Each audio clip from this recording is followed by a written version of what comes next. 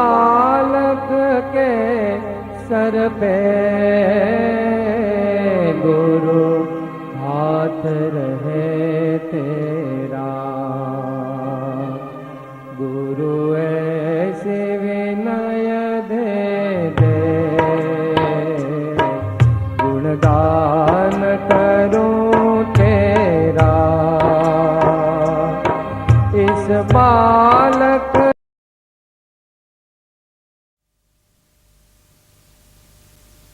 सावधान કરી દઈએ, આત્માને એટેન્શનની પોઝિશનમાં લાવી દઈએ.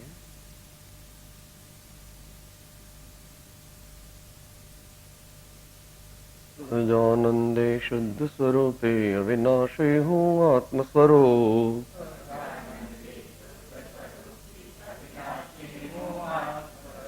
સહજાનંદે શુદ્ધ સ્વરૂપી અવિનાશી હું આત્મ સ્વરૂપ.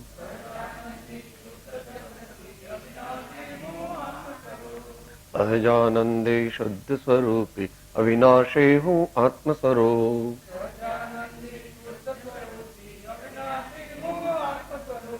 દેહ મરે છે હું નથી મરતો, અજર અમર પદ મારું.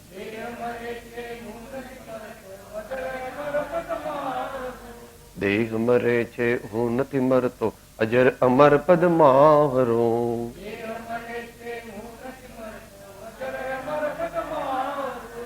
સહજાનંદી શુદ્ધ સ્વરૂપી અવિનાશી હું આત્મ સ્વરૂપ.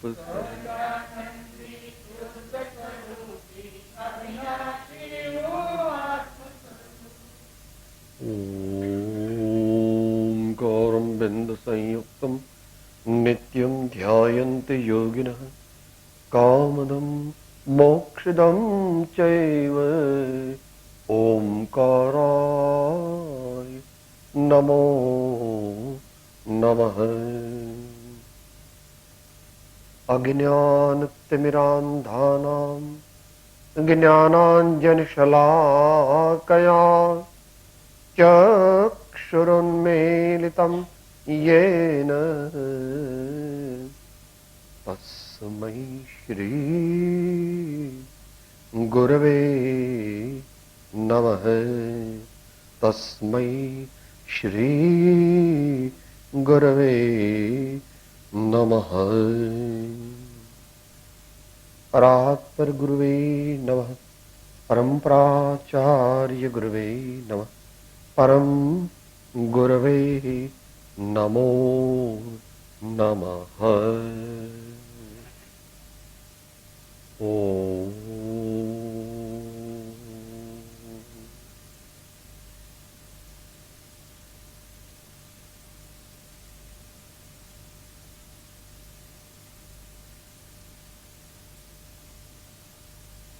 स्वाध्यायમાં શ્રીમદ રાજચંદ્ર વચનામૃત ઉપદેશ છાયા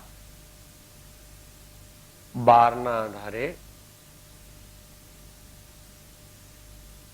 અધમાધમ પુરુષ, અધમાધમ આત્મા કેવો હોય? કે સાહેબ આત્મા અધમાધમ હોય કે હા? જગતમાં મોટા ભાગે અધમ આત્માઓ છે, નહીં તો અધમાધમ આત્માઓ છે. વિશ્વમાં થોડાક સજ્જનો છે, એનાથી ઓછા આત્માર્થી મુમુક્ષુ છે, એનાથી ઓછા ઉત્તમ મુમુક્ષુ, એનાથી ઓછા આત્મજ્ઞાની સાચા સંત છે, અને પછી એનાથી બહુ ઓછા, એની સંખ્યા પણ આપી છે ભગવાને at a time 7 crore something એટલા મુનીશ્વર, 9 કરોડ.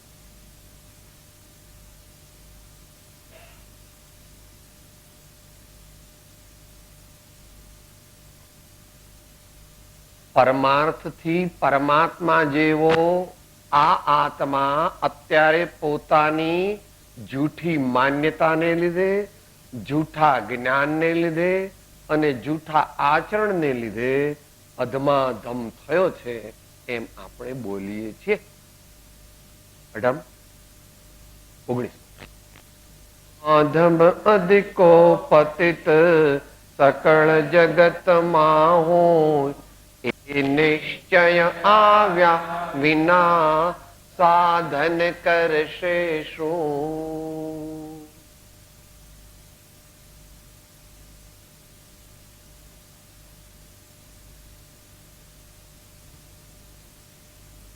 દ્રવ્યની પ્રભુતા અને પર્યાયની પામરતા જ્યાં સુધી અંતરંગ ભાવમાં ભાષ્યમાન ન થાય ત્યાં સુધી જીવ આરાધના તરફ વળતો નથી, સાધના તરફ વળતો નથી, પોતાના જીવનને ઉન્નત બનાવવાનો પ્રયત્ન કરતો નથી.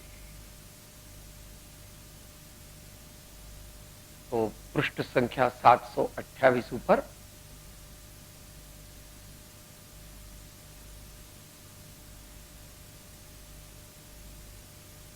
છેલ્લે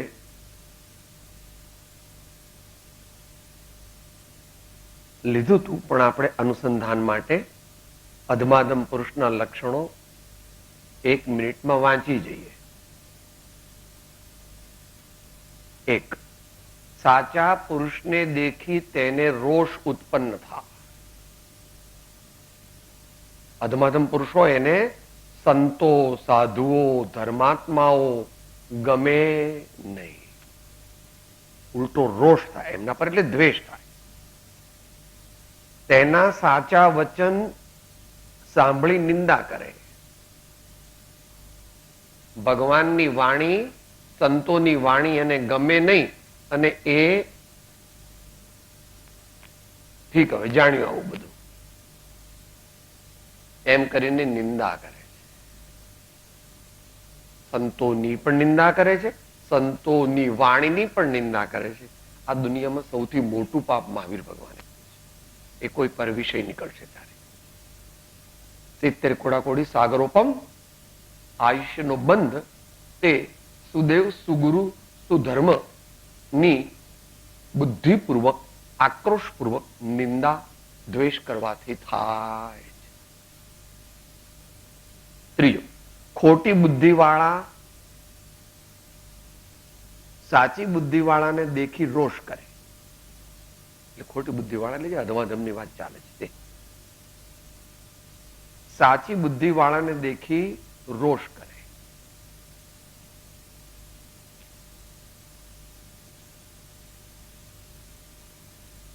સંતોને આનાથી ઊંધું થાય અને અધમાદમ પુરુષને એનાથી ઊંધું થાય. સંતોને શું થાય? જગત દેખ રાજ હોય, ભગત દેખ રાજ હોય, જગત દેખ રોય. ભગત દેખ રાજ હોય, જગત દેખ રોય. પ્રેમ સુવન સિંચ સિંચ અમર વેલ બોય. मेरे तो गिरधर गोपाल दूसरा न कोई.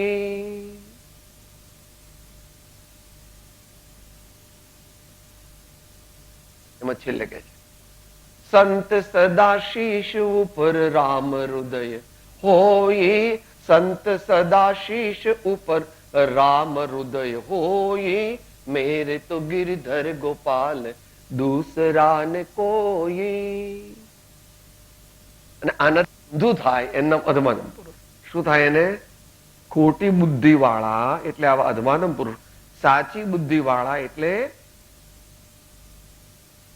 આત્માની સાચા ધર્માત્માઓ, સંતો, મહાપુરુષોને દેખીને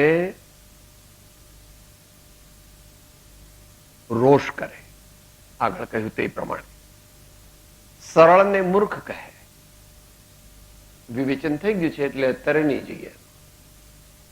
જે સીધો સાદો માણસ હોય, જે જીવનમાં કપટ, માયા, લોકોને છેતરી ને 420 ના ધંધા ન કરે, કે આ તો મૂર્ખ છે, આને પૈસા કમાવા એને ખબર નથી. ખોટું બોલે, ઊંધું ચત્તું કરે, ખોટો માલ ભરાવી દે બિલ વગર, અને અભણ માણસો આવ્યા હોય એને ખોટે ખોટા બિલ 17 95 5 મૂક્યા છૂટના, લાવ પટલ હો એમ કરીને પૈસા વાળો થયો ને પછી કે જો આપણે કેટલા હોશિયાર છીએ, આપણે બધાને બનાવીએ, આપણે બધાને બુદ્ધુ બનાવીએ. ભગવાન એમ કે છે કે તું નિયમથી ઢોર થવાનો છો અથવા એથી નીચે જવાનો. વક્ર પરિણામ કર્યા તો વક્ર શરીર, વક્ર પરિણામ કર્યા, વાંકા પરિણામ કર્યા તો શરીર પણ કેવું મળશે? અત્યારે ઊભું મળેલું છે, પછી કેવું મળશે? આડું. જેવા ભાવ એવા ભાવ, જેવા ભાવ એવા ભાવ. વિનય કરે તેને ધનના ખુશામતિયા કહે. કોઈ સજ્જનોને વેલકમ કરે, આવો પધારો, કુશળ છો, ધર્મ ભાવના રહે છે સર્વ પ્રકારે, સુખાકારી છે, એવું કહેતો કે જો આ તો પૈસા વાળાને મસ્કા મારે છે, ખુશામતીઓ છે એમ કે. 5 ઇન્દ્રિયો વશ કરી હોય તેને ભાગ્યહીન કહે. એ વાત વિસ્તારથી વિચારી ગયા. સાધુ સંતો અને ભગવાનને કેવા કે છે? નસીબ ફૂટી ગયું છે. આપણે તો દરરોજ લાડવા, પેંડા, બરફી, એર કન્ડિશન, નવી નવી ગાડીઓ ને બસ લીલા લહેર કરીએ છીએ. અને આ બિચારાને તો ખાવા પીવાનું કઈ ઠેકાણું નહીં, પહેરવા ઓઢવાનું ઠેકાણું. બહુ દુઃખી એમ અધમાધમ મનુષ્ય માને. સાચા ગુણવાળાને દેખી રોષ કરે. આગળ આવી ગયો. સ્ત્રી પુરુષના સુખમાં લયલીન, એટલે સ્પર્શેન્દ્રિયના સુખમાં એ લવલીન છે, લયલીન છે. સંજ્ઞા છે ને, એ પણ વાત આપણે વિચારી ગયા. જગત જીવ હૈ કર્માદિના, અચરિજ કછુઅન લેના, આપ સ્વભાવ મેરે અવધુ સદા મગન में. આવા જીવો માઠી ગતિને પ્રાપ્ત થાય એટલે કાં તો એ પશુ બને અને કાં તો એથી નીચે નરક, નિગોદ વગેરેમાં એને દેહ ધારણ કરવો પડે. જીવ કર્મને લઈને પોતાના સ્વરૂપ જ્ઞાનથી અંધ છે, તેને જ્ઞાનની ખબર નથી. નિમિત્તની અપેક્ષાએ કથન કર્યું છે. જીવ કર્મને લઈને, એનો અર્થ શું કરવો? જગતના જીવોની વાત ચાલે છે. જગતના જીવો કર્મને આધીન થઈને, કર્મના ઉદયને આધીન થઈને પોતાના સ્વરૂપને જાણતા નથી. સ્વરૂપ જ્ઞાનથી અંધ છે, તેને જ્ઞાનની ખબર નથી. જ્ઞાનની એટલે સાચા જ્ઞાનની ખબર નથી. અને સાચા જ્ઞાનનો સાર શું? ભગવાન આત્મા. જ્ઞાન તો ઘણું છે, જ્ઞાન તો ઘણું છે. એમાં બધું જ્ઞાન આપણે પ્રાપ્ત કરીએ એવા દેશકાળ નથી. અત્યારે તો પ્રયોજનભૂત જાણો અને પ્રયોગ કરો. પ્રયોજનભૂતને જાણીએ અને હેયને છોડીએ, જ્ઞેયમાં મધ્યસ્થ થઈએ અને ઉપાદેયને નો પરિચય કરીએ, ઉપાદેયની શ્રદ્ધા કરીએ, ઉપાદેયમાં ચિત્ત લગાવીએ, ઉપાદેયને તન, મન, વચન બધાથી અનુસરીએ, એને આત્મસાત કરીએ. ઉપાદેય વ્યવહારથી 3 વસ્તુ ઉપાદેય છે: પરમાત્મા, શ્રી સદગુરુદેવ અને તેમનો બોધેલો ધર્મ. અને નિશ્ચયથી એ 3 ક્યાં લઈ જાય છે?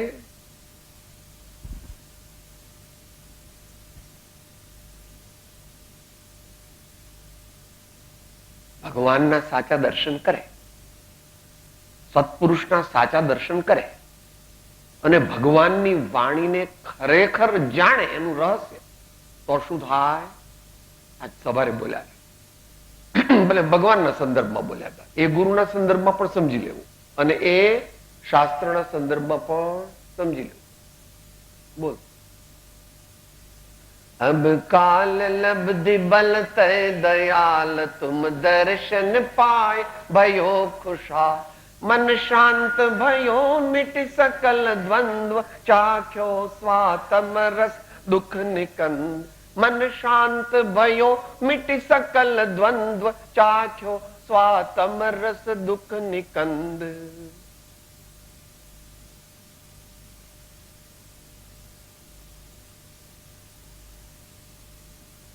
શ્રવણ કીર્તન ચિંતવન વંદન સેવન ધ્યાન ને લઘુતા એ જો ખરેખર પ્રાપ્ત કરે તો શું થાય? સમતા.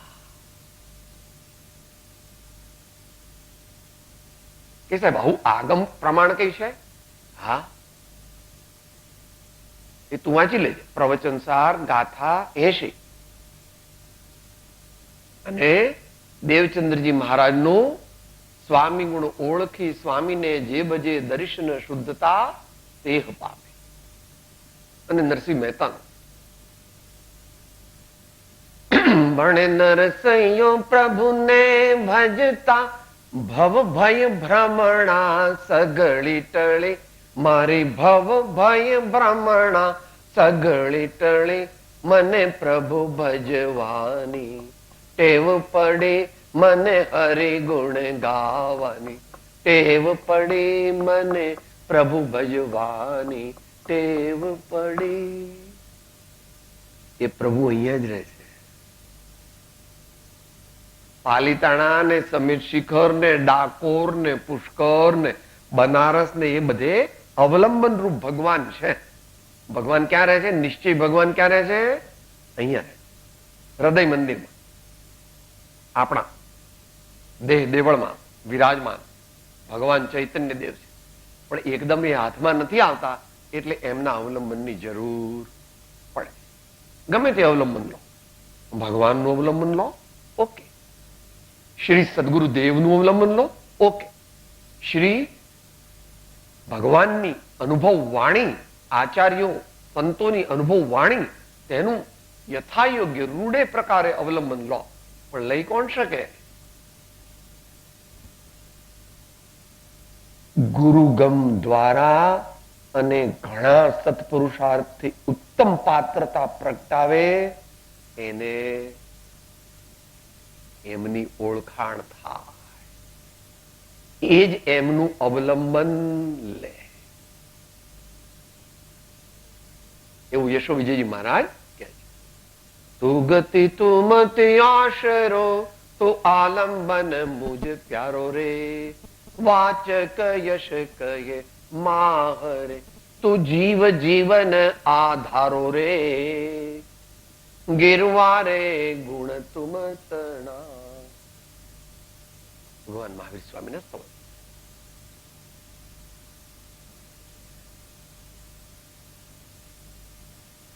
તો સ્વરૂપ જ્ઞાન ક્યારે પ્રગટે?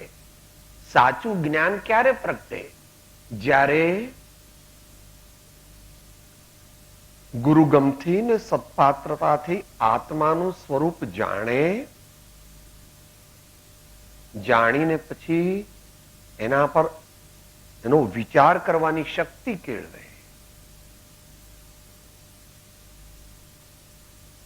જ્યાં સુધી સત્પાત્રતા ન હોય ત્યાં સુધી આત્માનો લક્ષ્ય ન થઈ શકે અને આત્માનો વિચાર પણ સાચો ન થઈ શકે એમ શ્રી આત્મસિદ્ધિ શાસ્ત્ર કહે છે.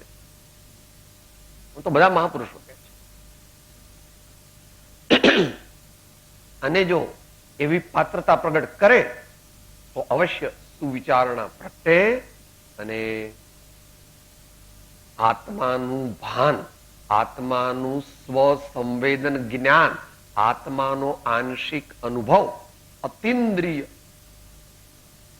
આત્મ સ્વરૂપનો અનુભવ પ્રગટે અને આત્મભ્રાંતિ, અજ્ઞાન, મિથ્યાત્વ એનો ભૂકો બોલી જાય.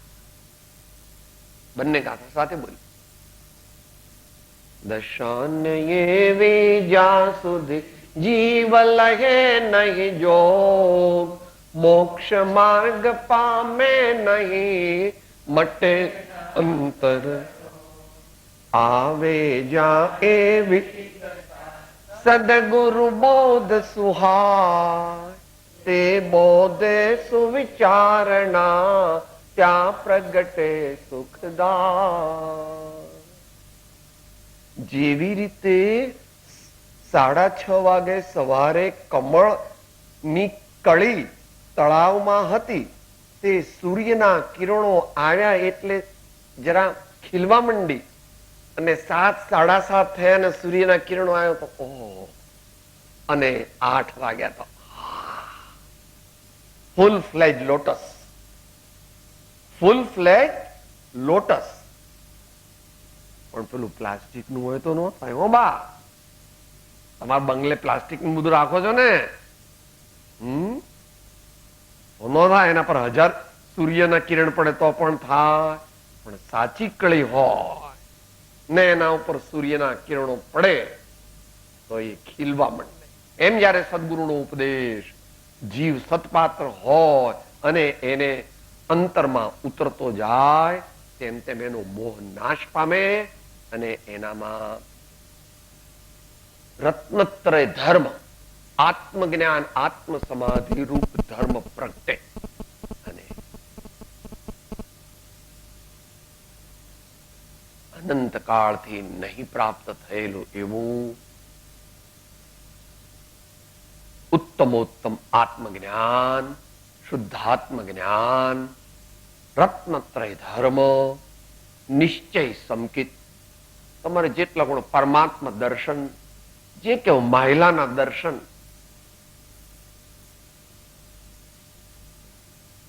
મહિલાના દર્શન એ પ્રગટે. અને પ્રગટે તો એનું જીવન ક્રમશઃ બદલાઈ જાય. અને તે જ ક્ષણે અંતરથી તો બદલાઈ જાય. બે એવું મહાવીર ભગવાન સુપર સાયન્ટિસ્ટ, એ સૂક્ષ્મ ભાષામાં પણ વાત કરે છે અને પછી સ્થૂળ ભાષામાં પણ વાત કરે. સૂક્ષ્મ ભાષામાં વાત કરે ત્યારે એમ કે છે, જ્યારે આવા સૂક્ષ્મ પવિત્ર આત્મ સન્મુખ પરિણામ આંશિક સ્થિરતાને પામે, ત્યારે અનાદિકાળથી બંધાયેલી મિથ્યાત્વ મોહનીની ગ્રંથિનો વિનાશ થઈ જાય અને તે જીવને સમ્યક્ત્વ, નિશ્ચય સમ્યક્ત્વ પ્રગટે, આત્મભ્રાંતિ નાશ પામે. અને પછી સ્થૂળપણે પણ એનામાં શમ, સંવેગ, દયા, આસ્તિક્ય, અનુકંપાદિ ગુણો પ્રગટે. એનામાં નિશંકિત્વ, નિકાંક્ષિત્વ, નિર્વિચિકિત્વ આદિ 8 અંગ પ્રગટે. અથવા લોકમૂઢતા, દેવમૂઢતા, ગુરુમૂઢતા વગેરેનો પણ નાશ થાય અને 6 અનાયતનો પણ સબસાઇડ થઈ જાય.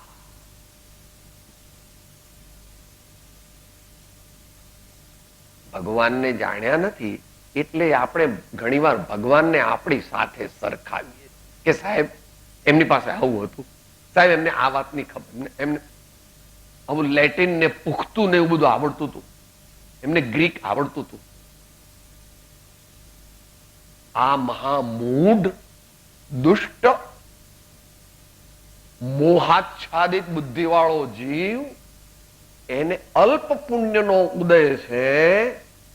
એમાં તો એ એમ કે છે કે સાંકડી શેરી, આટલામાં તો હું બહુ નહીં, મારા માટે તો દેડકો પણ એમ જ માને છે કે કુવા જેટલી જ દુનિયા છે, કુવાની બહાર દુનિયા એમ દેડકો માને. પણ તેથી એ માને એટલે આપણે બધા મરી જઈએ કે ભાઈ એ માને એ સાચું, એટલે કુવા બહારની જેટલી વસ્તુ હોય તે બધી નાશ પામી જાય.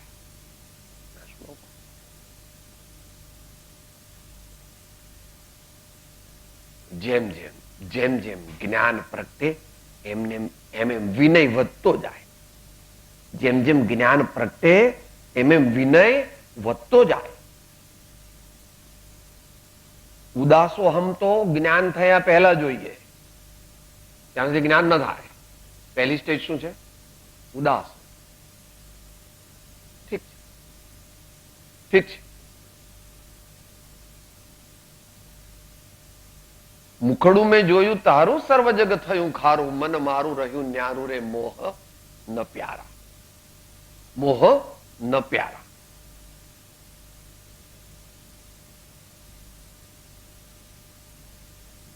વૈરાગ્ય વિના આત્મજ્ઞાન સંભવી શકે નહીં.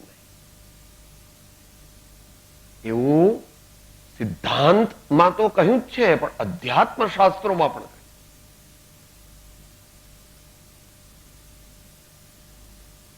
ત્યાં બેને સાથે લીધા છે. અધ્યાત્મ છે ને 178 136.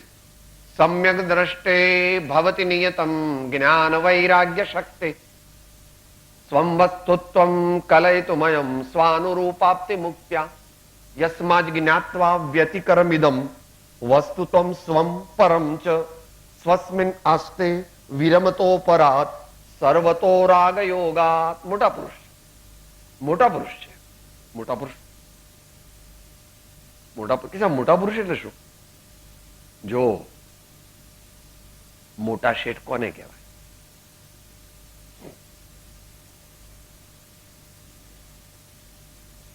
એમની સ્ટેન્ડિંગ ઇન્સ્ટ્રક્શન છે કે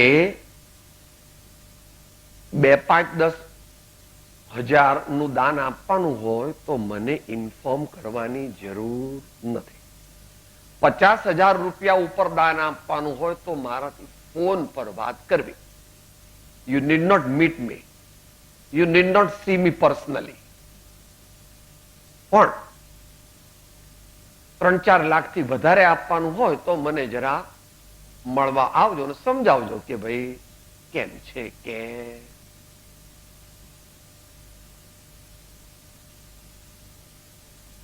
એમ પરમાર્થમાં પણ મોટા પુરુષો છે, પણ એ અત્યારે લઈશું તો જરા અઘરું પડશે. જ્ઞાની તે આત્માના લખપતિ છે. તે આત્માના લખપતિ છે. કોણ કે છે? સમયસર નાટક કે છે.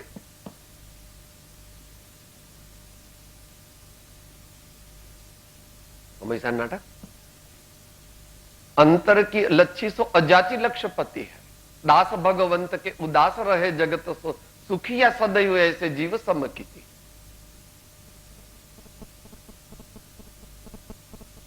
ચોથા ગુણસ્થાન અને 5મા ગુણસ્થાન વાની વાત. પણ મુનિ મહારાજ જે છે એ તો કરોડપતિ, કરોડાધિપતિ છે. અને જે યુગ પ્રધાન આચાર્ય જે છે એ અબજાધિપતિ છે. વિચારવું, આત્માની લક્ષ્મીની વાત થાય છે, પેલા ડોલર પાઉન્ડ ને સોનાની લગડીની વાત થતી.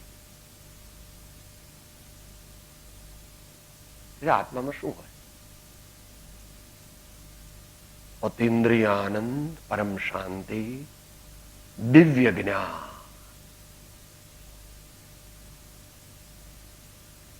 આત્મામાં તો અનંત ગુણો. માટે કીધું જીવ કર્મને લઈને પોતાના સ્વરૂપ જ્ઞાનથી અંધ છે, તેને જ્ઞાનની ખબર નથી. એનું રિવર્સ કરો એટલે બંને આવી ગયા. પહેલી ગાથા શ્રી આત્મસિદ્ધિ શાસ્ત્ર. આ બંનેને નિષેધાત્મક અને વિધેયાત્મક એમ બંને પક્ષથી લઈ અને પહેલી ગાથા આત્મસિદ્ધિની બોલીએ સાથે. જીહ સ્વરૂપ સમજ્યા વિના પામ્યો દુઃખ અનંત, સમજાવ્યો તે પદ નમો શ્રી સદગુરુ ભગવન. એટલે જયારે શ્રી સદગુરુદેવના સદુપદેશથી અને પોતાની સત્પાત્રતા અને સત્પુરુષાર્થથી જયારે એ બેનો સમન્વય થયો ત્યારે સાચું જ્ઞાન પ્રગટ્યું, આત્મજ્ઞાન પ્રગટ્યું અને ભવના અંતનું રજીસ્ટ્રેશન થઈ ગયું. આગળ કહે છે, એક નાકને માટે મારું નાક રહે તો સારું એવી કલ્પનાને લીધે પોતાનું શૂરવીરપણું દેખાડવા લડાઈમાં ઉતરે છે. નાકની તો રાખ થવાની. અજ્ઞાનીની વાત ચાલે છે. અજ્ઞાનીની વાત ચાલે. એક નાકને માટે કોલોક્વિયલ લેંગ્વેજ વાપરેલી છે. આણંદમાં ઉપદેશ છે ને, કોલોક્વિયલ લેંગ્વેજ પાછી 150 વર્ષ પહેલાની.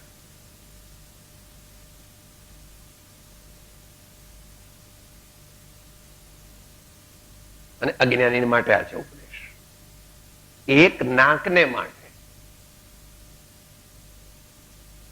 પહેલાના જમાનામાં કાઠિયાવાડમાં આવું બહુ થતું.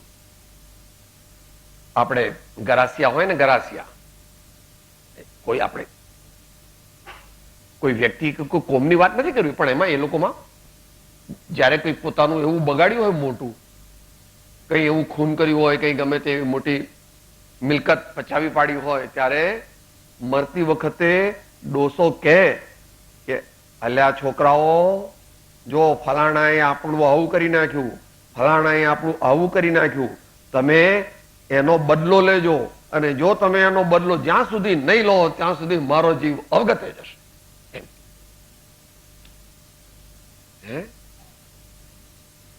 વેરની તીવ્રતા, વેરની તીવ્રતા સાચું સમજે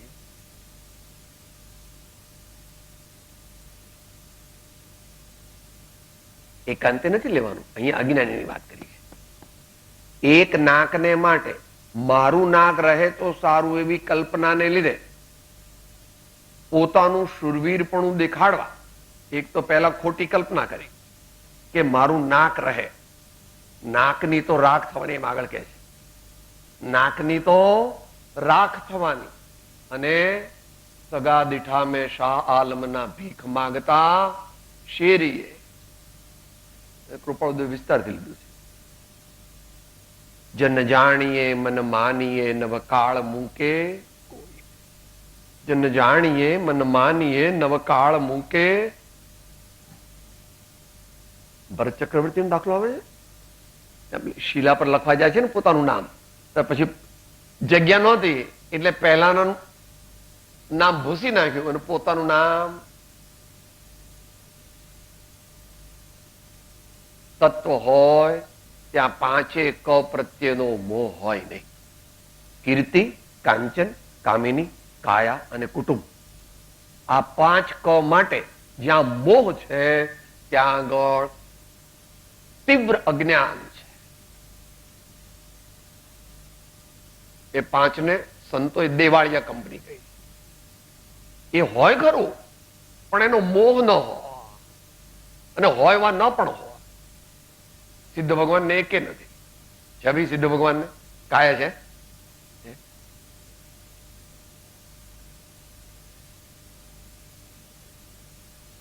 માટે આનો બહુ વિચાર કરવો નહીં, કારણ કે આ તો આવા અનંતવાર મળ્યા ને અનંતવાર બળી ગયા અને બળી જવાનું છે. આ પણ બળી જઈને રખ્યા થવાની.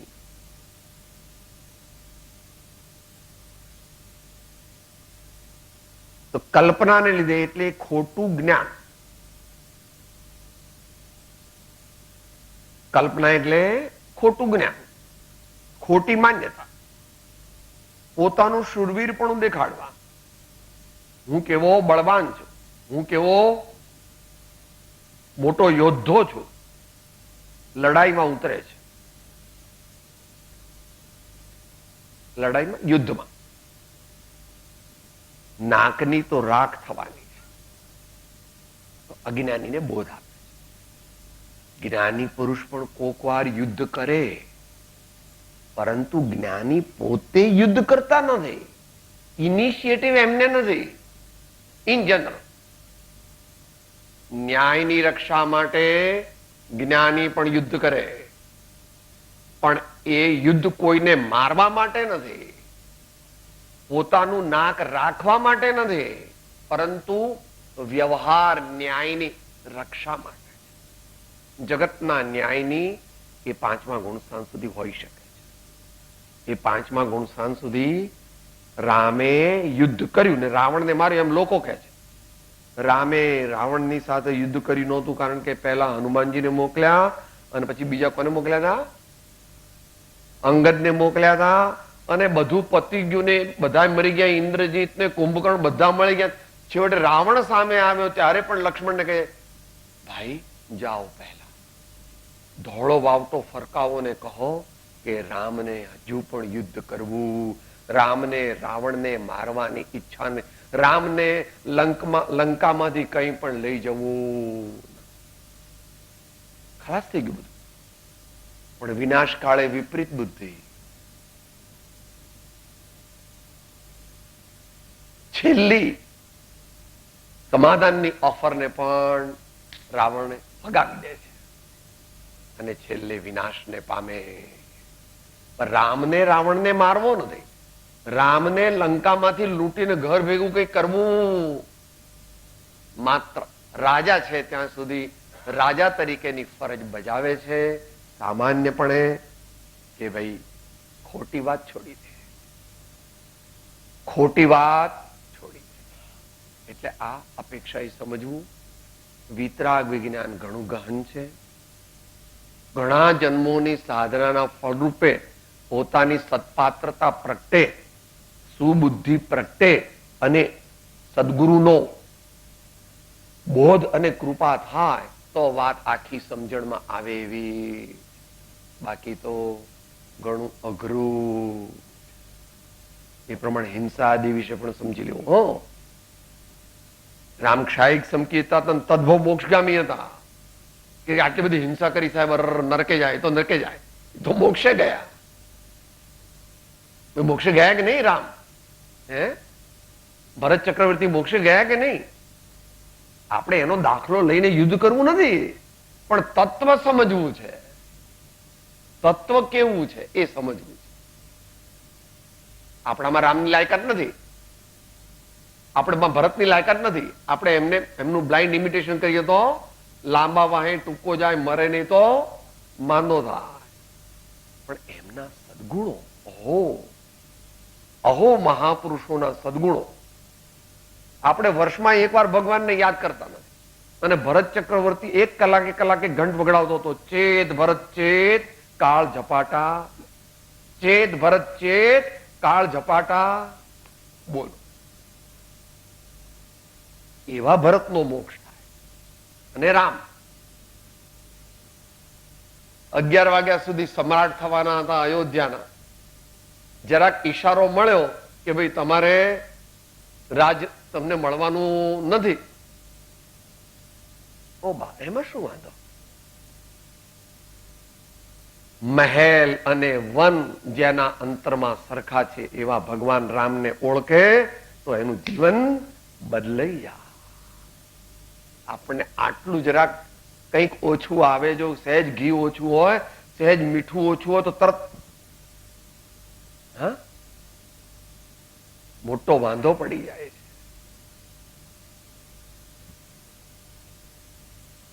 ભગવાનનું જ્ઞાન, ભગવાનનો બોધ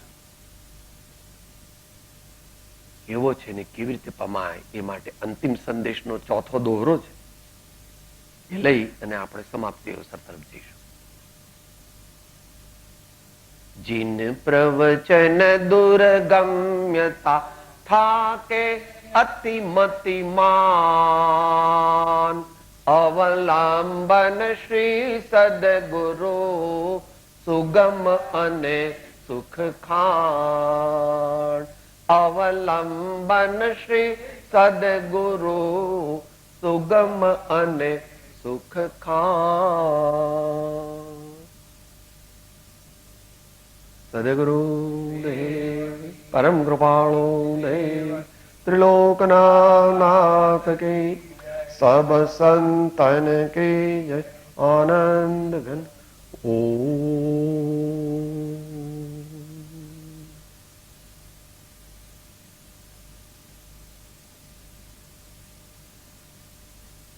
સૂત્ર ઝીલીશું.